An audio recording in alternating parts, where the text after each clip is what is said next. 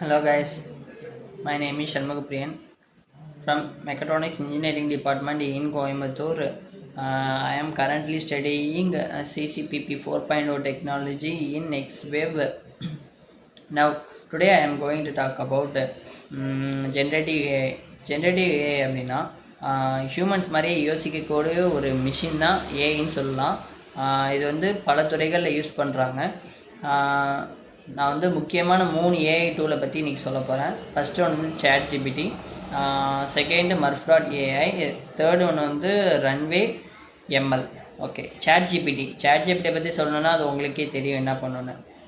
அது வந்து natural language processing unit மூலமாக தான் அது ஒர்க் ஆகுது. ஒரு இன்ஃபர்மேஷனை கொடுத்தோம் அப்படின்னா அந்த இன்ஃபர்மேஷனுக்கு ஏற்றாப்புல நமக்கு வந்து ரிப்ளை பண்ணும். டெக்ஸ்ட்டுக்கு யூஸ் பண்ணலாம். ஓகே, செகண்ட் ஒன்று வந்து மர்ஃப்.ஏஐ வந்து என்னது அப்படின்னா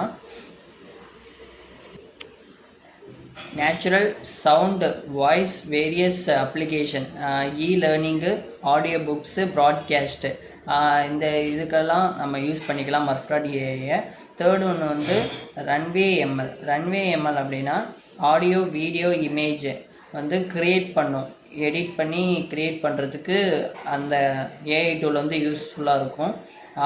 வீடியோ பிடிச்சிருந்ததுன்னா லைக் பண்ணுங்கள், ஷேர் பண்ணுங்கள், சப்ஸ்கிரைப் பண்ணுங்கள். தேங்க்யூ. இன்னொரு வீடியோவில் சந்திக்கலாம்.